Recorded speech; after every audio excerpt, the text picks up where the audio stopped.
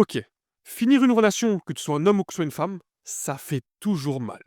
Dernièrement, sur Instagram, j'ai reçu le message d'un jeune homme qui m'a dit: Mickaël, ça fait 6 mois que j'ai rompu avec ma copine, j'arrive toujours pas à m'en remettre. Est-ce que t'as des tips? Tu sais, la première chose que je lui ai dit, c'était tout simplement: est-ce que tu ressens des vagues émotionnelles? Il m'a répondu: pourquoi, Mickaël, avec toi c'est toujours compliqué? Je lui ai dit: ok, on va aller au plus simple. Est-ce que t'es heureux? Et 2 secondes plus tard, t'es triste. Il m'a dit: comment tu sais? C'est ça, les vagues émotionnelles. Une vague émotionnelle, ça ressemble à ça. T'es heureux, t'es triste, t'es heureux, t'es triste, t'es heureux, t'es triste, t'es heureux, t'es triste, etc., etc. Le problème avec les vagues émotionnelles, ou du moins la solution pour régler les vagues émotionnelles, c'est comprendre comment ces vagues, elles se déclenchent, comment elles se triggerent. Et pour aller au simple possible, tu as les émotions positives et les émotions négatives. Une émotion négative, par exemple, tu vas la déclencher, la trigger, lorsque tu fais une activité que tu avais fait avec cette personne-là, que tu écoutes de la musique, que tu manges quelque chose, etc., etc. Donc, à ce moment-là, tu seras triste parce que tu vas te rappeler ces souvenirs-là. Ensuite, tu as le déclenchement des émotions positives. Par exemple, lorsque tu sors avec tes amis, tu remarqueras que pendant ce temps que tu es avec tes amis, tu n'as jamais pensé à ton ancienne relation. C'est ce qu'on appelle enclencher des émotions positives. Et ça, c'est la chose la plus basique. Je pourrais rentrer dans les détails, mais je pense que ça sert à rien. Ce que tu dois comprendre, c'est qu'à force, les vagues émotionnelles, tu vas t'y habituer. Il faut comprendre tout ça. Et à partir d'un moment, les vagues émotionnelles, elles vont s'estomper. C'est à partir de ce moment-là, on pourra dire entre parenthèses, que tu es guéri. Parce que oui, au début, ça va être hardcore. Disons les termes, tu vas être triste et 2 secondes plus tard, tu vas être heureux, H24. Mais plus le temps passe, plus tu vas guérir et plus tu verras que ces vagues émotionnelles ne sont plus vraiment présentes. Donc, pour aller au plus simple possible, si tu veux éviter tous les déclenchements de ces émotions négatives, il y a 2 solutions. Soit tu supprimes toutes les photos et tu unfollow la personne sur les réseaux sociaux. Comme ça, tu n'as pas de contact visuel. Parce que oui, en psychologie, on comprend une chose très simple. Tout le contact visuel avec une personne, c'est dans la majorité des cas, c'est comme ça que tu tombes amoureux. Donc comme on dit, loin des yeux, loin du cœur. C'est aussi simple que ça. Et je sais, ça fait mal entendre, je sais que c'est compliqué. Mais tu verras que si tu le fais, ça va être beaucoup plus simple. La deuxième option, c'est une option de psychopathe. Et je l'ai fait. C'est très simple. C'est de trigger ces émotions-là, H24. Qu'est-ce qui va se passer? Tu vas être triste pendant longtemps. Mais à partir d'un moment, ces musiques, ce que tu manges, ce que tu as fait avec elle, tu verras que tu vas l'associer à d'autres choses. C'est ce que Neil Morton a dit dans Psychological Warfare. Les émotions que tu as reçues avec quelqu'un, tu as la capacité de les déclencher pour autre chose. Mais bon, il faut s'habituer et déclencher ce côté psychopathe, comme il le dit dans son livre, pour arriver à tout ça. C'est très compliqué à faire. Et comme je l'ai lu, je me suis dit, bah écoute, on va essayer pour voir si ça fonctionne. Et j'avoue que ça fonctionne assez bien. Mais encore une fois, beaucoup de personnes ne seront pas capables de le faire.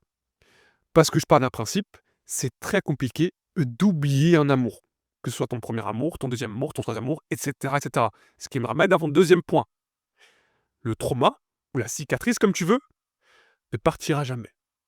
Aucune personne, disons les termes, regardons une chose très simple, tu rencontres ton second amour, ton premier amour dans la rue, tu vas te rappeler. Oui, forcément, la cicatrice ne s'enlève jamais. C'est impossible. Maintenant, à partir d'un moment, il faut que tu dises, la relation est finie, faut que je passe à autre chose, faut que je grandisse, faut qu'elle grandisse, faut qu'on fasse nos vies, etc., etc. Ce qui ne veut pas dire qu'à un moment donné dans ta vie, tu vas pas rencontrer, vous n'êtes pas pour faire une relation. Non, je dis pas ça. Comprends juste que si ça arrive à ce moment-là, tu dois être prêt à comprendre qu'il s'est passé des trucs après. Hein? Parle de ce principe-là toujours. C'est pour ça que moi je parle toujours du principe que c'est fini. C'est fini. Il n'y a pas de marche arrière. Toujours ce principe-là. Après, tu fais ce que tu veux. Et je vais pas te mentir non plus. À un moment dans ma vie, j'ai envoyé des messages à mon ex quand j'étais dans le mal. Oui. Est-ce que je regrette? Non. Ça a été fait, ça a été fait. Point. C'est aussi simple que ça. Ok. Le troisième point de cette vidéo, c'est tout simplement que tu dois accepter la rupture et accepter tes responsabilités dans la rupture qui a eu lieu. Ce qui veut dire que même si tu as l'impression que tu n'es pas coupable pour la rupture, tu as forcément des responsabilités de pourquoi c'est arrivé. Dans la majorité des cas, c'est une réalité véridique. Parce que oui, une rupture a lieu, Même si tu as l'impression que c'est une personne qui veut la rupture, non, tu as aussi des responsabilités. Alors bien évidemment, s'il y a eu tromperie, non. Pour moi, là, t'as pas de responsabilité. C'est juste que la personne à côté était totalement idiote, était totalement dépassée, blablabla. On va pas rentrer dans les détails. Non. Il y a toujours des contextes et des historiques, mais si dans la majorité des cas, il n'y a pas eu de tromperie, il y a forcément une responsabilité de ta part, comme il y a une responsabilité de sa part à elle ou à lui. C'est toujours comme ça. Sauf dans le cas exceptionnel de la tromperie, c'est différent. Ce que je veux te dire par là, c'est qu'on a toujours tendance à ne pas accepter la responsabilité. Ce qui veut dire qu'on va toujours dire oui, c'est sa faute, oui, c'est elle, le coupable. Non. Tu acceptes, tu dis ok, ça c'est fini pour telle et telle raison. Je suis coupable aussi, elle est coupable aussi. On se finit la relation. Elle fait sa vie, je fais ma vie. Et grand bien nous fasse. Parce que oui, à un moment donné, tu vas grandir et tu vas passer à autre chose. Alors bien évidemment, je suis pas en train de te dire non plus d'aller faire des relations à droite à gauche. Non, ça n'a pas de sens. Faut que tu évolues de ton côté, que tu apprennes pourquoi c'est arrivé, que tu prennes les leçons et que tu réussisses à implémenter ces relations, ou du moins ces leçons, pour ta prochaine relation. Ça n'a pas de sens. Et encore une fois, si tu veux t'amuser, grand bien te fasse. Mais tu verras que ça va plus te détruire qu'autre chose. Cette relation, ou du moins cette société de hook-up culture, j'ai jamais compris. Tu te réveilles dans un lit, à côté d'un mec ou d'une meuf, tu connais même pas son prénom, et Dieu sait ce que vous avez fait pendant la nuit. Pourquoi? Pourquoi vous faites autant de mal? Ça n'a pas de sens. Et psychologiquement parlant, je te parle même pas des douleurs que tu auras plus tard. Ça n'a pas de sens. Pourquoi? Essaie de guérir par toi-même, retrouve-toi tout seul, sors avec tes amis, amuse-toi. Encore, amuse-toi, entre parenthèses, en évitant de faire des conneries, hein. Donc oui, fais tout ça et prends tes responsabilités et tu verras qu'à un moment donné, tu vas commencer à grandir et à évoluer rapidement parce que tu auras compris comment ça fonctionne. Et en dernier point de cette vidéo, je vais dire un truc très simple. Au fond de toi, il y a uniquement toi qui est capable de guérir de tout ça. On peut te donner tous les tips. Le temps te guérira. Faut que tu ailles à la salle de sport. Faut que tu travailles sur toi. Faut que tu fasses ci, faut que tu fasses ça. Oui. Mais à un moment donné, il y a uniquement toi qui a les cartes pour changer ce ressenti, ce sentiment-là et ces émotions-là. Parce que oui, je ne suis pas toi. Je ne peux pas être en toi. J'ai beau te dire tout ce que je sais sur cette chose-là parce que j'ai vécu ça, au final, il y a uniquement toi qui sera capable de trouver les réponses. Si tu penses que le temps est la réponse, laisse le temps faire. Parce que oui, je pense aussi que le temps a la capacité de guérir tout. Mais comme je l'ai dit, ça restera une cicatrice. Ça ne partira jamais. C'est comme tout. Tu as passé des journées et des journées à parler avec quelqu'un, même passé des nuits peut-être, à parler avec quelqu'un, et du jour au lendemain c'est fini, ça fait très mal. Mais oui, il faut passer par ça parce que je dis toujours, et je pense que c'est l'une des meilleures choses, une vraie rupture, un vrai amour, tu le vois pendant la rupture.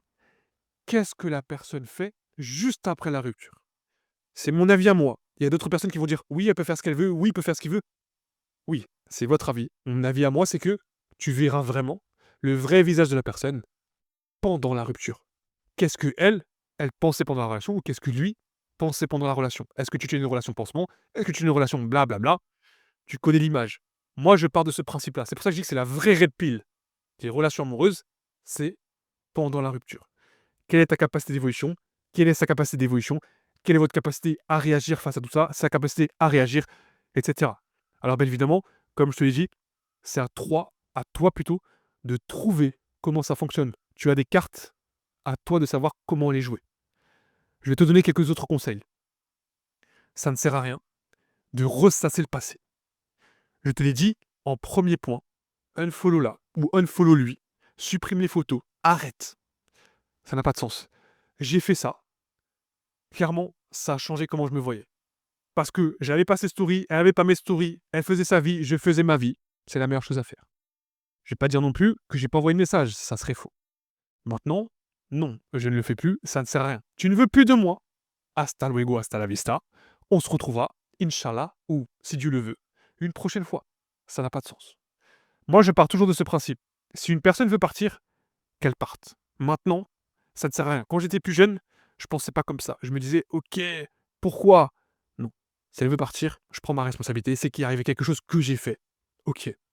Je prends totalement les choses, mais comprends aussi une autre chose.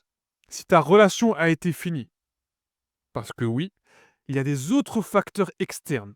Je sais, soit la famille, soit la personnalité autour, soit les choses qui sont autour de la relation, ça malheureusement, c'est des choses que tu ne pourras jamais contrôler. Tu peux contrôler ce que tu penses, tu peux contrôler ce que tu fais, tu peux contrôler ta relation, mais les relations externes, ou du moins les choses qui sont externes à la relation, par exemple la famille, les personnes dans son cercle ou les personnes dans ton cercle, ça malheureusement, tu peux pas le contrôler.